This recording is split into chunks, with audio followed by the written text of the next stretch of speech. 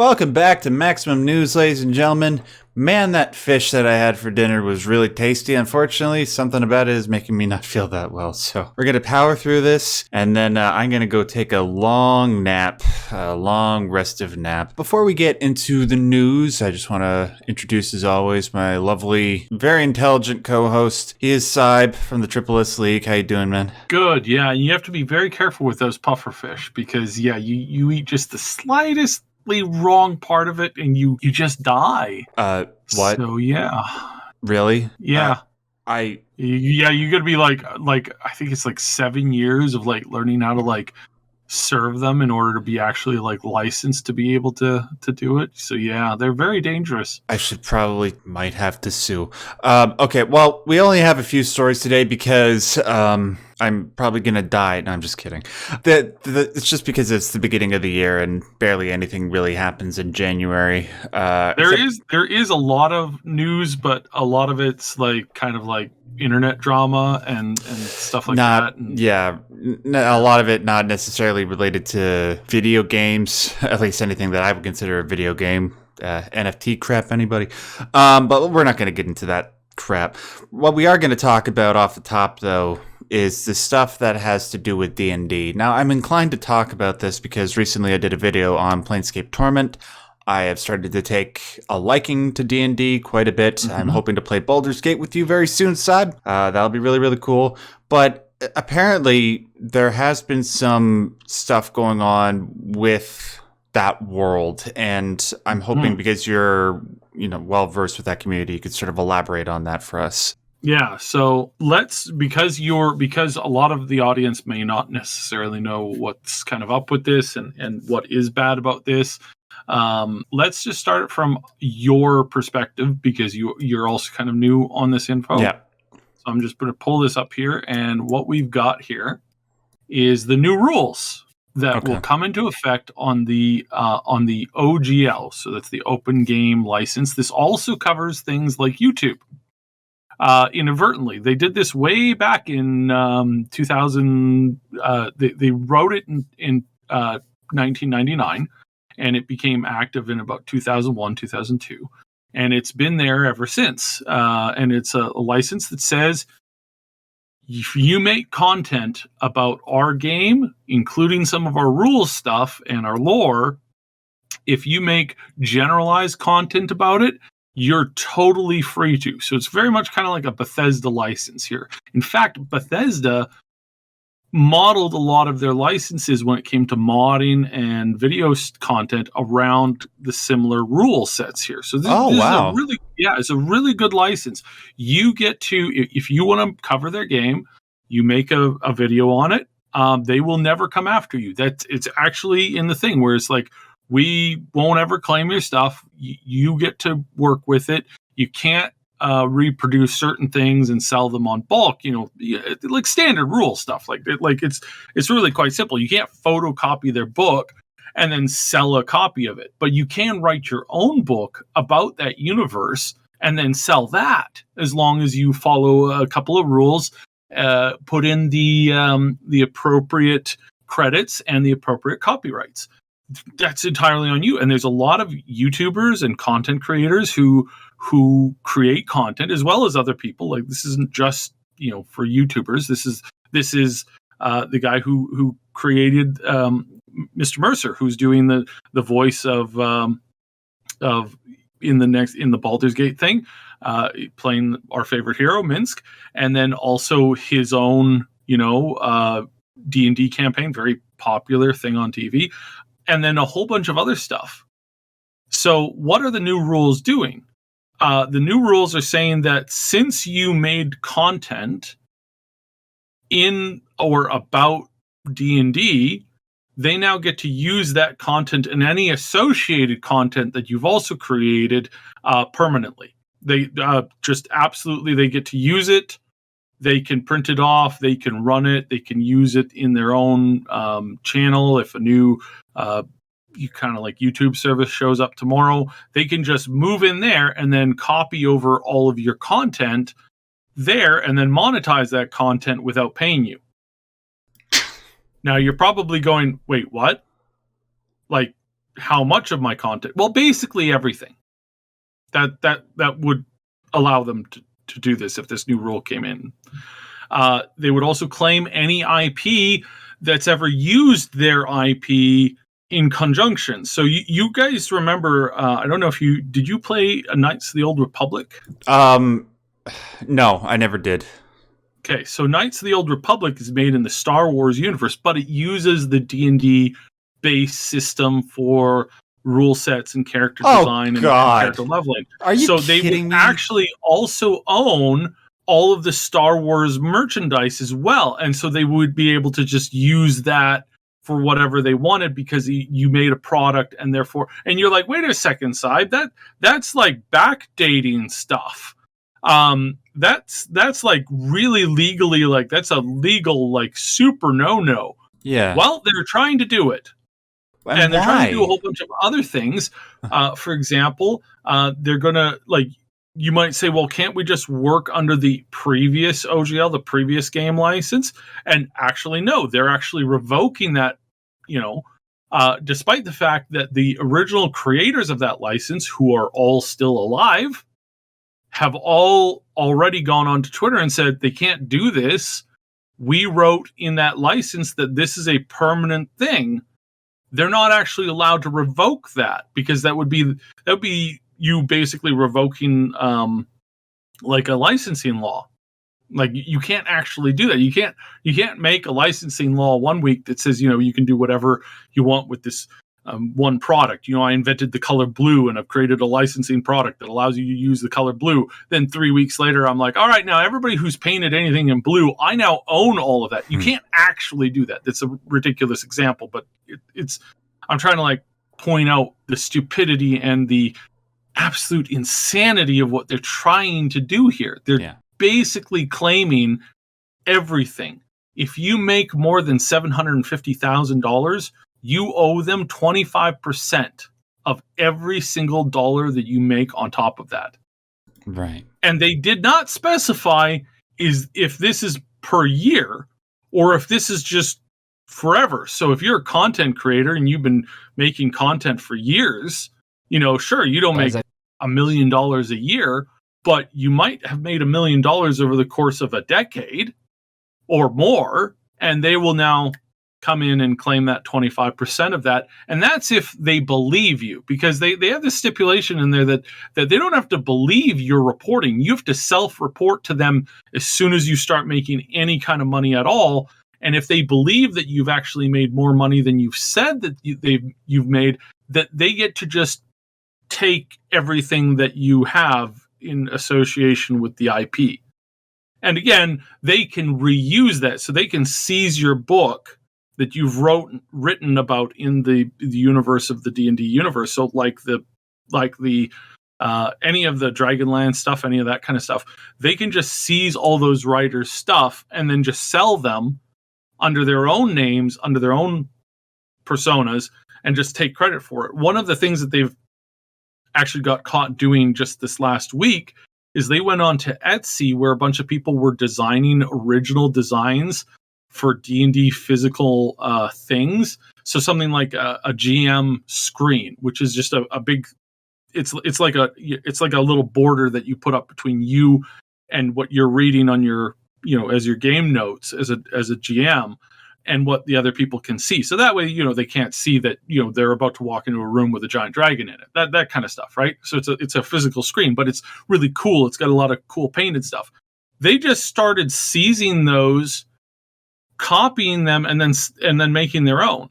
So, and again, this wasn't drawn, like this isn't an artist's version of an existing picture.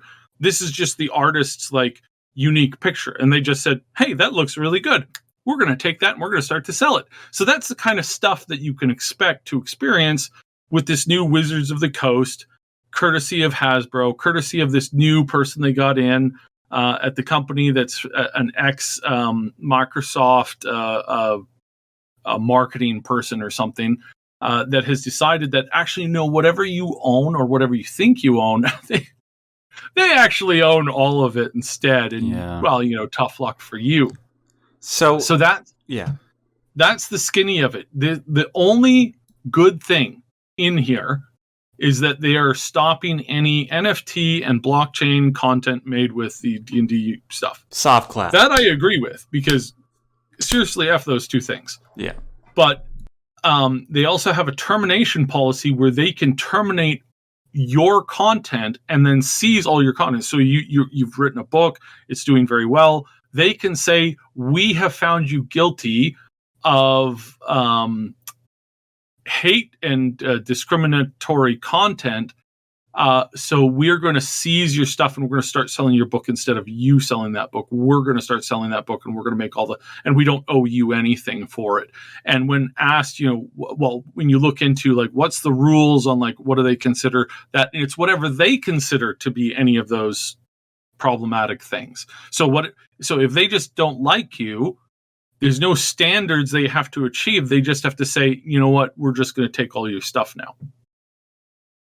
So yeah, that's what's going on. And all right, I had myself muted there for a second. So are they doing this because of either baseline greed, or is it because there's something about the wider Dungeons and Dragons universe that it's losing money, and so they have to implement a stupid ass policy like this to try and... Oh, they're not losing money. Ever since basically like all these YouTube channels and all these like community groups and, like, again, Critical Role, very, very popular series. Ever since they started really doing D&D content, almost upward of like the community really started to become super active about a decade ago. And they've been growing ever since then. And they really took off in the last like 5 years, like really, really took off in the last 5 years. Uh-huh. And they have been doing tremendously well. And it has been going so well that they're actually making billions of dollars every year now. But you see, that's just not enough, because, we've covered this before with other people in the gaming industry that are just, greedy POSs, is that, yachts and ladies of the evening and various white powder substances, that's really expensive, and they need more money to cover this. I'm trying to get around the new YouTube censorship. Right. So if you're catching normally we say something and something, but yeah, that's it's just basically a money thing. They had this big announcement where they said, hey, we're not monetized as much as we should be. We need to monetize our products more. People need to spend more money on our stuff. And we talked about that in a recent show, because again, we were ahead on this news story. This news broke over the last like 3 days. It just, it exploded everywhere. You look on every single YouTuber who makes any kind of content on this, even people who don't, they're just writers. They write, lore books and stuff like that, and stories and stuff like that. They've come on and created social media accounts to cover it. I was watching an author and she was in tears almost, going, I barely make enough money, but because I got a notice that basically I'm on this list and I'm going to have to start paying them large amounts of money. And I just checked with my accountant, and this isn't something I'm going to be able to claim. So I'm going to be paying Hasbro at the same time I'm paying the taxes on the money that I'm paying to Hasbro, because of how they set this up. Now, again, this isn't set in stone yet. This got leaked essentially. And again, a couple weeks ago, we were talking about this, saying, hey, this is kind of a weird issue. And I raised my concerns about this back then. And a lot of people came out, hardcore fanboys, and said, no, you're hating on them, and this isn't going to be this bad. No, it was going to be a 1,000 times worse than what we initially thought. What we initially thought is that the new D&D system, D&D 1, that they're putting online, and they're going to have all these apps are going to just have tons of microtransactions everywhere. But that they were going to leave the original license alone because it was created to be a forever license.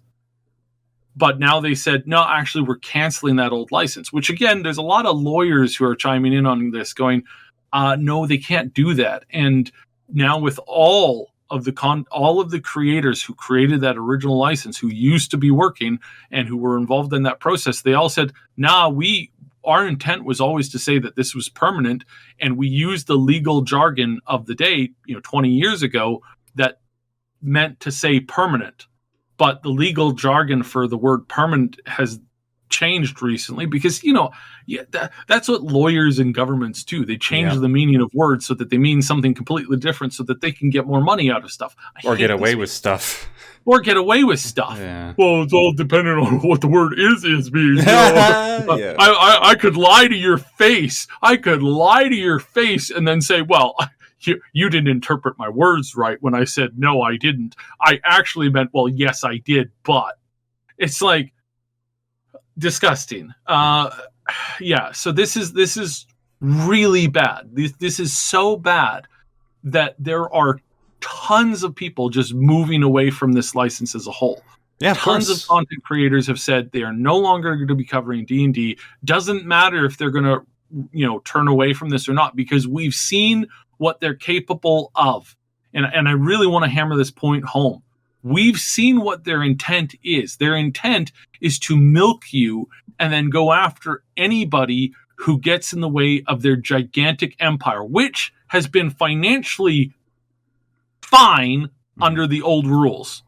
They have been doing miraculously. And instead of coming up with ways to service people in new creative ways that actually make them more money, they've just said, let's just squeeze everybody for every ounce of blood that they have. Yep. And then we'll just discard them when they get in our way. That's what they've said. That's what's happening here. And that's what is so absolutely mind-bogglingly insane about this. And again, you don't have to just like if you just type in D&D OGL, and you will find almost now at this point just an endless list of videos of content creators, small and large, going, what in the actual were they thinking about when they came up with this? This is the stupidest thing I have ever seen, and everybody is universal on this. There's not one person who's defending them anymore. There were a lot of people going, oh, people are just hating on them because,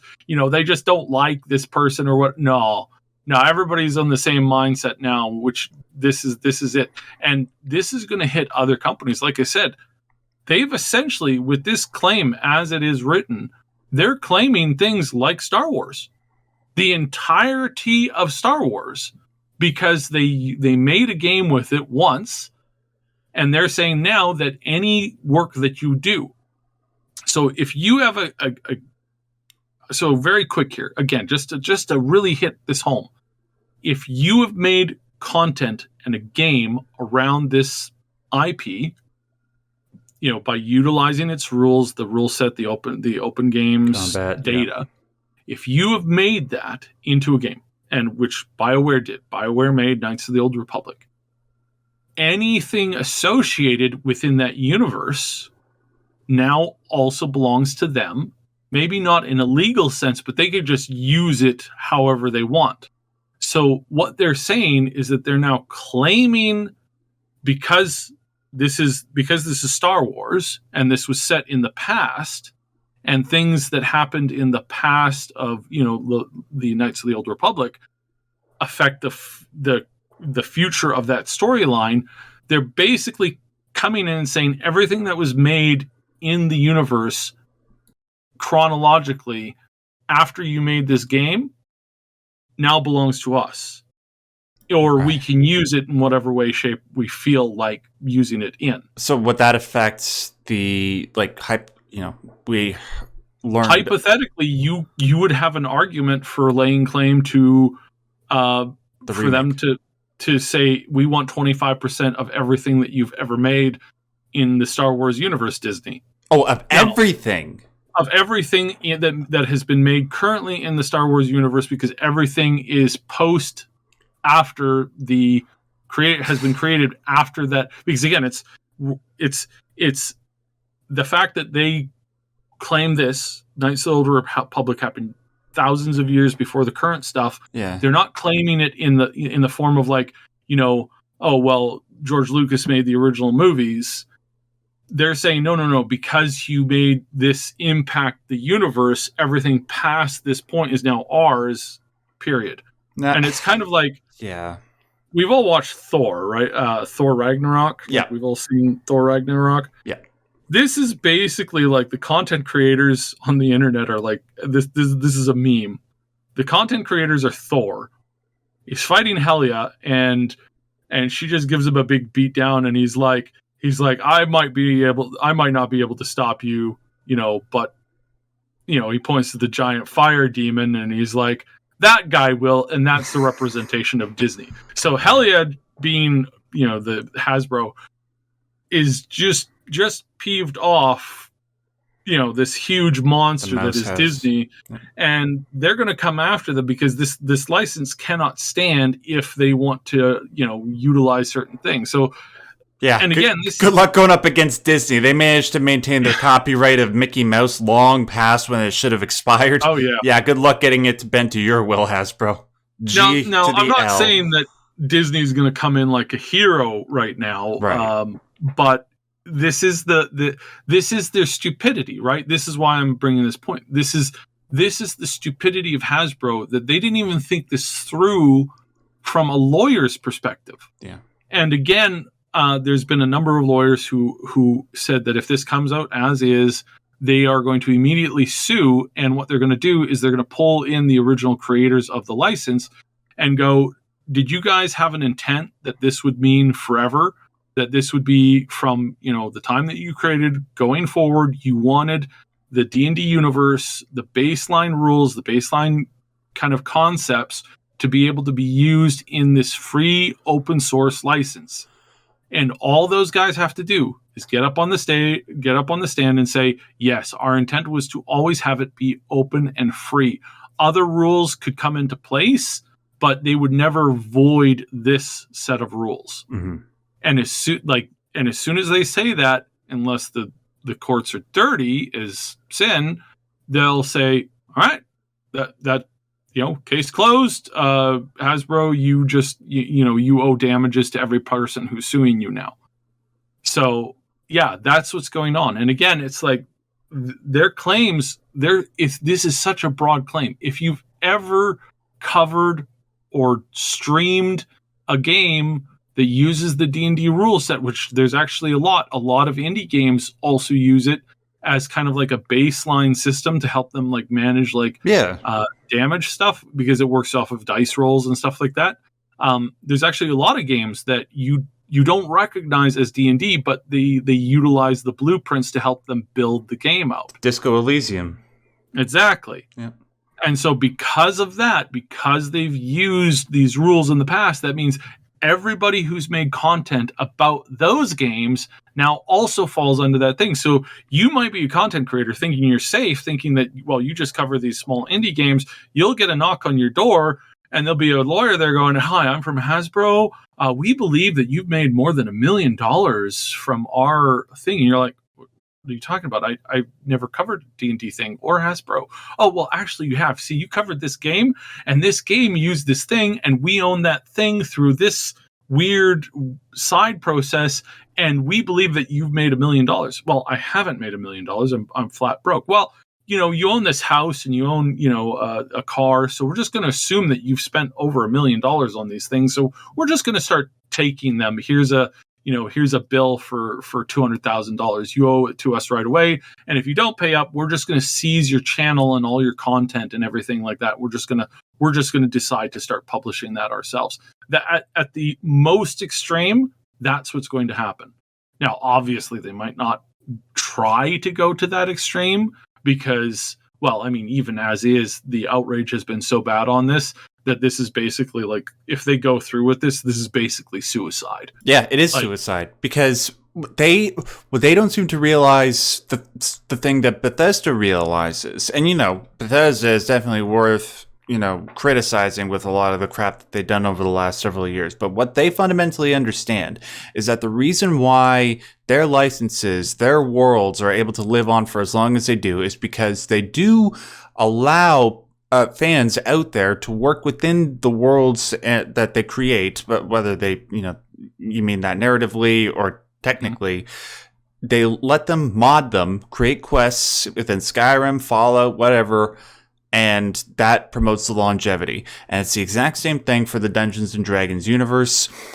God, like Syb, I've just started getting into the Dungeons and Dragons universe recently with Planescape.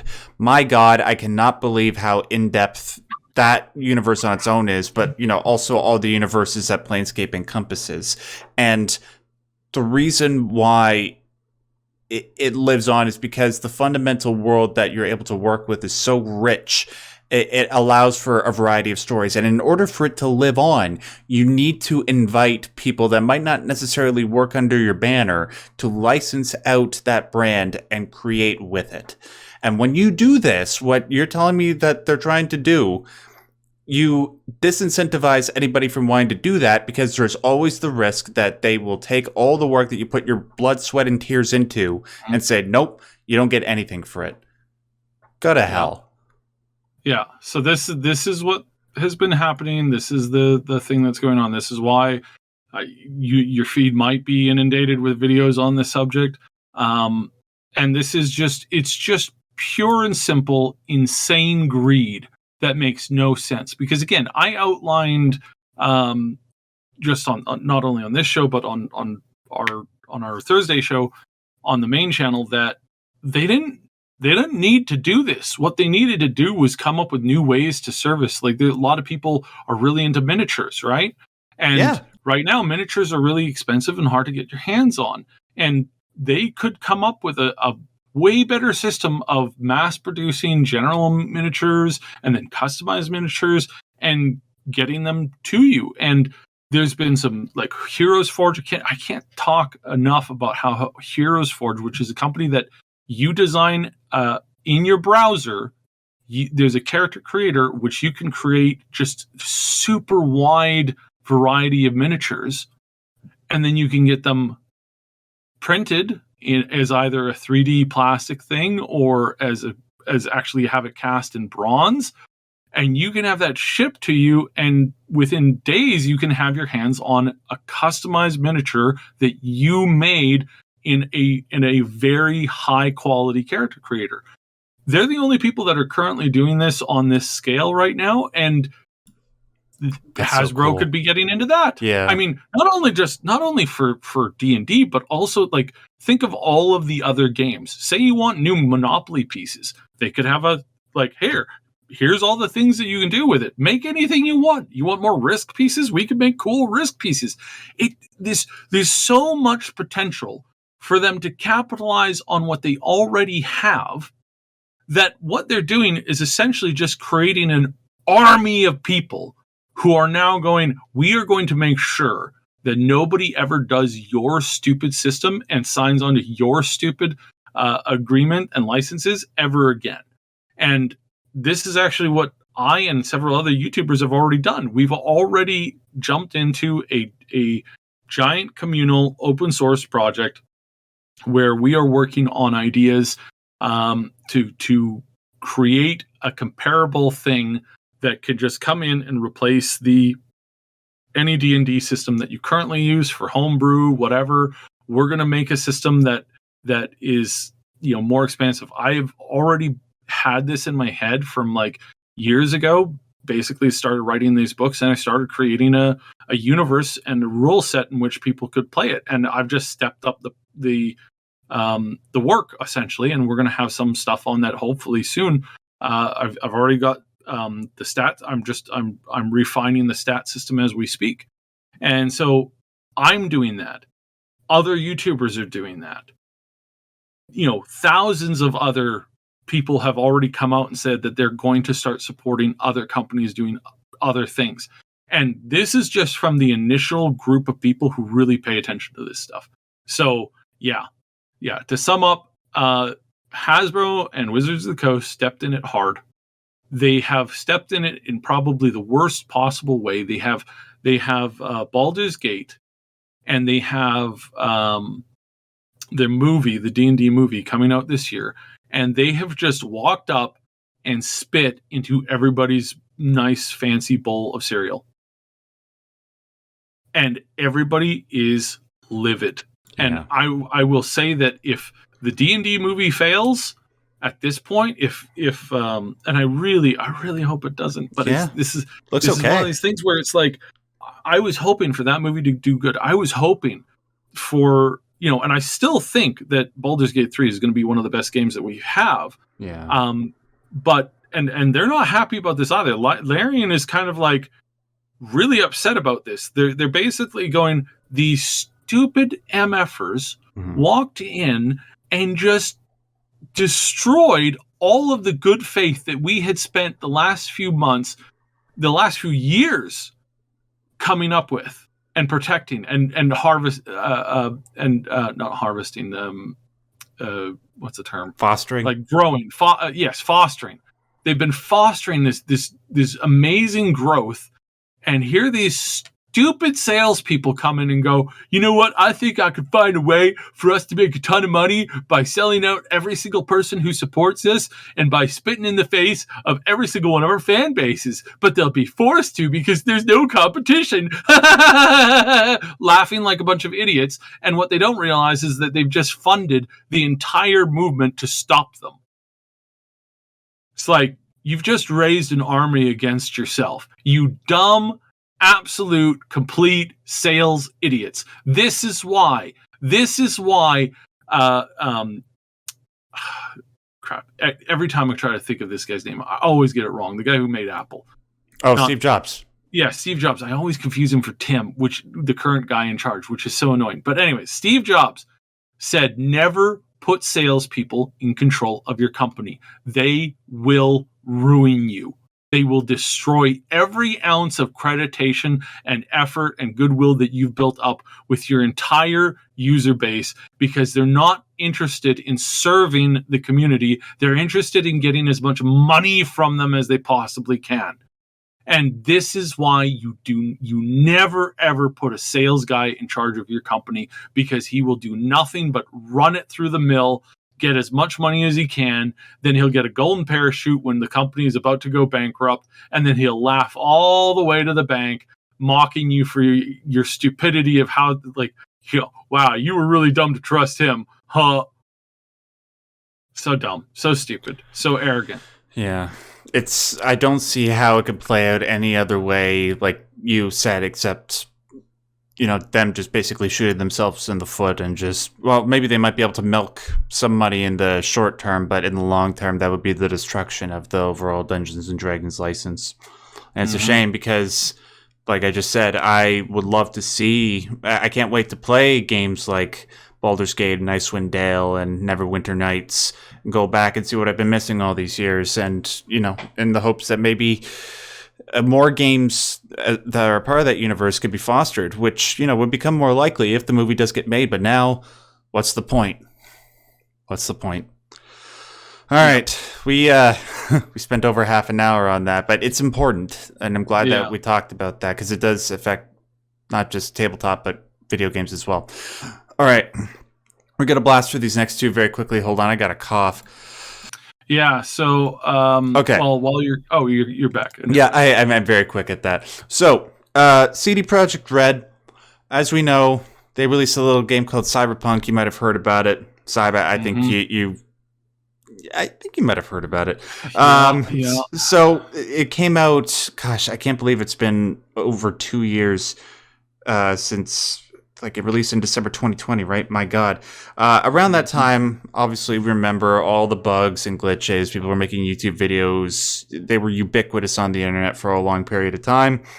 And there was a certain class of people, everybody was pissed that the game didn't play or work as was advertised. But the people that I think had the most right to be pissed were the investors. As far as I recall, there were at least 2 class action lawsuits that were filed by the investors to try and get money back that they lost on account of, people seeking refunds and, the whole last gen console debacle with the Xbox One and PS4. One was settled back in December 2021 for $1.85 million. And then the second one of the 2 that I'm aware of just got settled. And for the same amount. So they both got settled for $1.85 million. I'm not exactly sure why that number was decided. But yeah, like with the first one, the investors fundamentally felt that the state of the game was hidden from them, causing them to lose money, particularly, like I said, on the original console ports. Yep. Yeah, now just to put this into a little bit better perspective about how middling and how puny this payout was. So, CD Projekt Red in Q3 2022, that's the quarter leading up until September of last year, the company had their best quarter ever. If I recall correctly, they brought in $54.2 million in revenue, with $21.8 million of that being profit. Back in 2020, when Cyberpunk released, it made $563 million in US denomination. And that came from selling over 20 million copies since launch. So, what is 1.85 times 2? That's like close to 4 million, compared to 565 million made from the game in total, and $21.8 million in profit made in the past quarter. So what? That's like a seventh or an eighth. Really? So that's all. Right. That's all. And this is why I think decisions like what Hasbro are doing now kind of stem from, and the frustration that we obviously have in that they don't get punished. The punishment is, it's like some of these companies where like they commit an actively evil deed, like, going, oh, hey, we've discovered in our testing that our latest product has a poisonous chemical in it, and we suspect that 20 to 50 people are going to die. Well, what's our payout going to be, for that? Well, our payout to them, if they sue us and if we get caught, is going to run us at like minus $200 million, but we're going to make like $5 billion off of this. Well, that's a decent controlled cost loss. Like that's the money for doing business. Har har har. And this is what we're starting to see in lots of different aspects of the gaming industry, and companies and people that we thought we could trust, that we thought had our best interests at heart. Turns out they don't. Not only do they not care, but they've calculated that loss in, and they've gone, yeah, that's acceptable. Yeah. It's like, what do we expect at this point? Right. And I just reading this story, I kind of feel dirty at the moment because I just started playing Witcher 3 for the first time. I mean, like, I tried playing it like 3 times prior to that, but now I'm actually full in depth with it. But man, well, I just feel depressed. I'm sorry. Like I said, I mean, I felt I feel kind of sick. It makes me feel sick. Like the fact that, again, it's like we had community members and friends who were so excited for that game, and they got that game believing that they were going to have the chance to play it. But one of them, I think he ultimately gave up because he didn't have the fastest internet, and every day there was a new patch, and it eventually got to the point where his system couldn't handle the update for what they actually did. And so he never even got to play the game that he paid money for, and he waited weeks and weeks and weeks and weeks for. It's like, sure, yeah, the game is a little, like, it's better now. Yeah. It's like a slightly more polished. There's still tons of features that are missing, things that were promised that we just never got, all that kind of stuff. And it's just like, wow, thanks guys for being just giant POSs again, trying to skirt those new rules. It's really sad, and it's really depressing. The best thing, because you look at this and it's like it's not going anywhere. Like, they can prove that if they can hype up a game good enough, and yes, we definitely played into that hype thing, which we're not doing anymore. We learned from we learned from it. Please don't ever pre-order. Please, please, please do not pre-order. It's not worth it. You're not going to get what you think you are unless these companies are held to a higher standard. But it's also just like a lot of people who just, they never push back from it either too. And that's a problem that we gamers have as a whole. We as gamers have decided that this has been for the most part okay-ish. And I don't obviously that's not everybody. Obviously that's part and parcel of how the system currently operates. But what can we do about it? It's at this point I don't even know.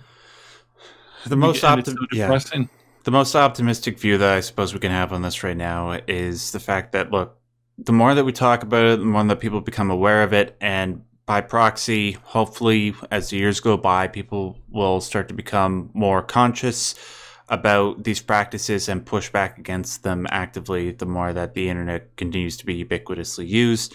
Plus, we do know that Cyberpunk, the CD Projekt Red, did make modding tools more available, and hopefully, as the years go by, those mods that are added in will bring Cyberpunk 2077 to the glory that it should have been at launch. And we're getting there. We finally have the flying cars, which I've always wanted. We have the tram. People are working on third-person mods and hopefully more gameplay-altering mods, which will make it more of a role-playing experience. It'll take a little while, but just try to focus on that and try not to get too depressed. And then finally, let's talk about going back to Star Wars. This is odd. So Massive Entertainment, they are a game development team owned by Ubisoft. They are responsible for making games like AC Revelations, AC being Assassin's Creed, sorry, Far Cry 3, which is a classic, South Park, The Fractured Butthole, and they also made The Division 1 and 2, Tom Clancy's The Division. Decent, I would say, obviously Far Cry 3 is probably the big one. And the other games, at the very least, you could say they're mediocre to okay. I would say that in regards to The Division 1. A lot of people like The Division 2. They think it's an improvement, but not that much one. And AC and South Park, those I think are safe to say are good games. They also have Avatar Frontiers of Pandora coming out, which I'm intrigued by because I think, even if the movies themselves don't have the best story, it is a cool world, and I would like to, have other forms of media of it where I can explore it. We just learned from Game Rant, I think it was from Game Rant, that they just got the rights to work on a Star Wars game.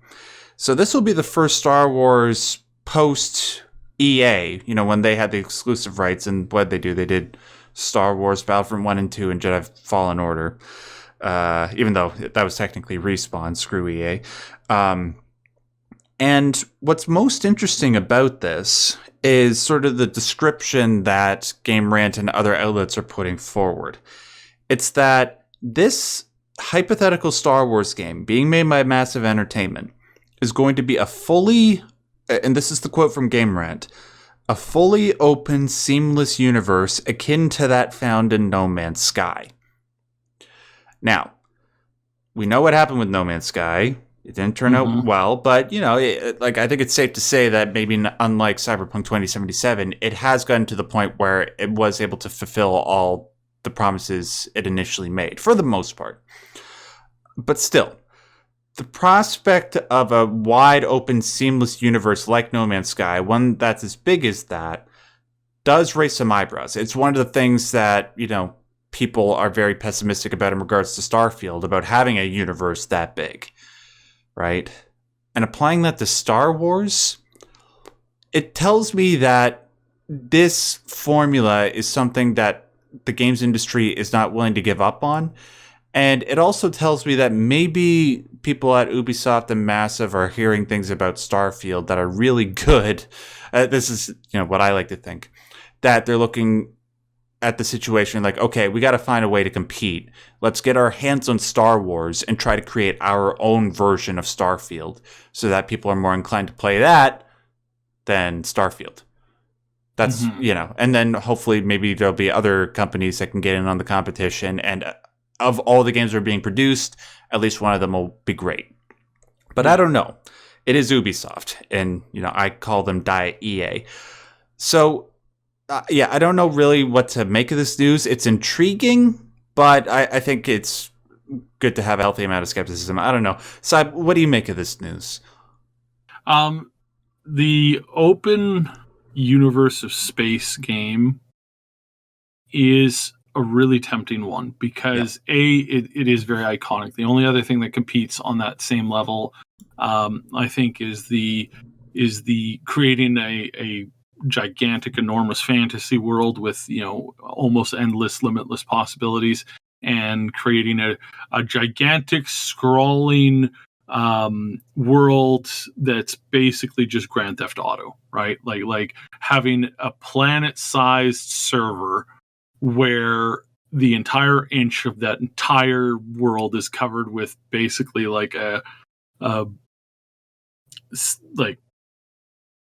Miami-ish kind of city in which people just commit crimes nonstop.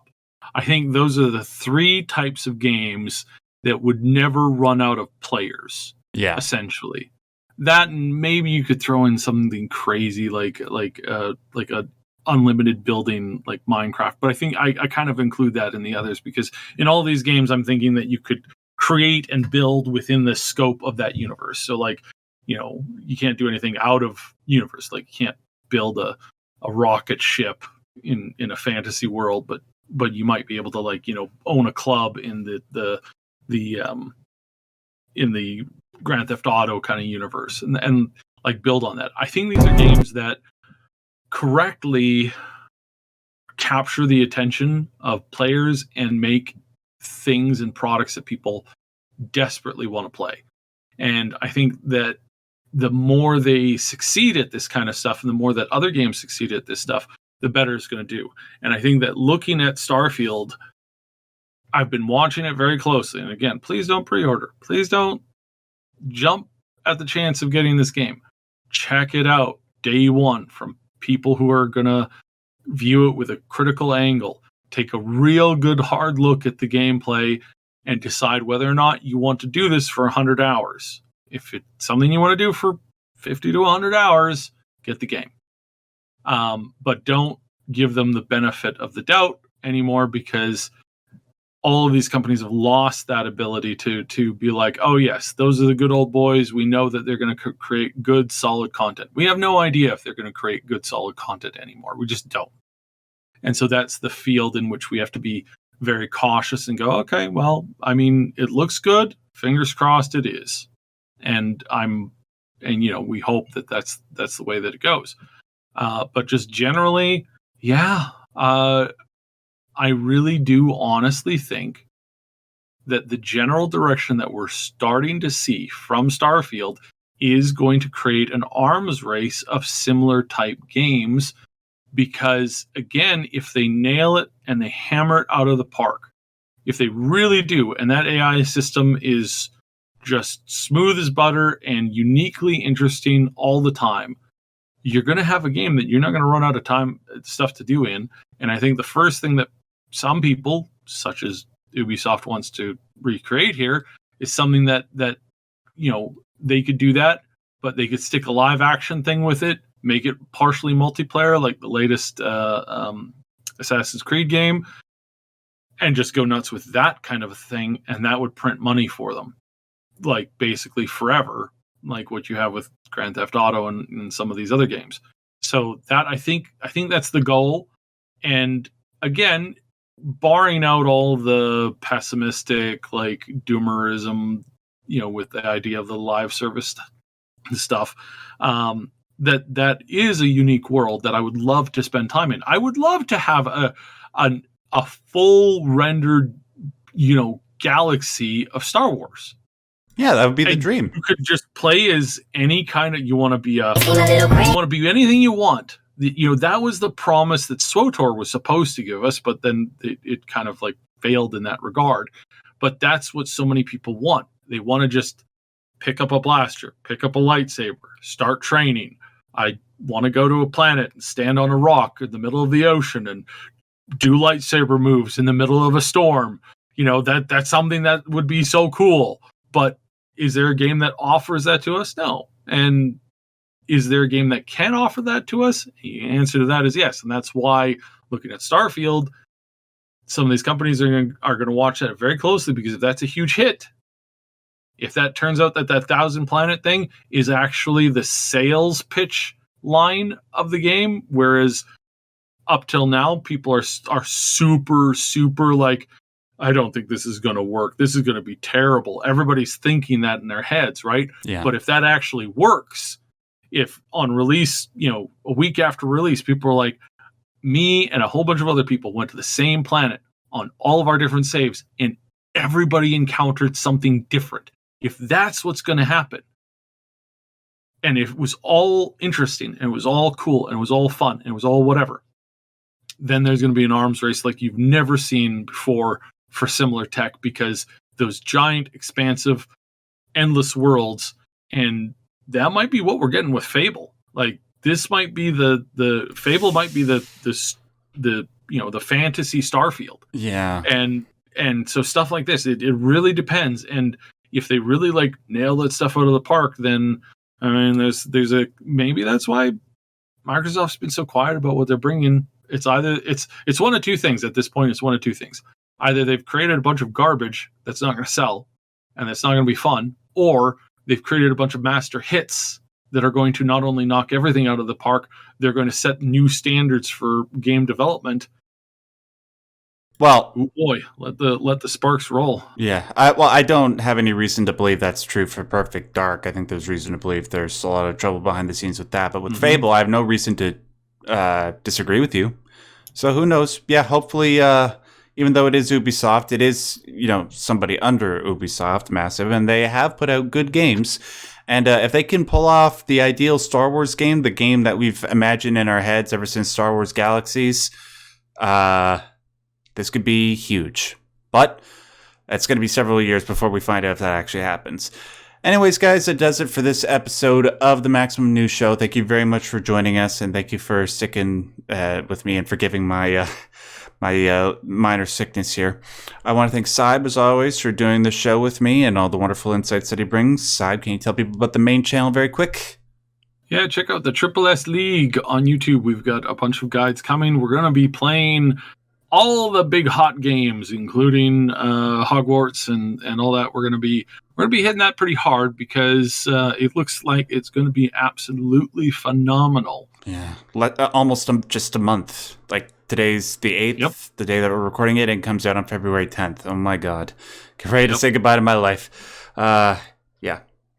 And that's it. Okay, and you guys can just find me at my main channel, just at Max Derrat. I'll put links to that and the main Triple S League channel in the description box.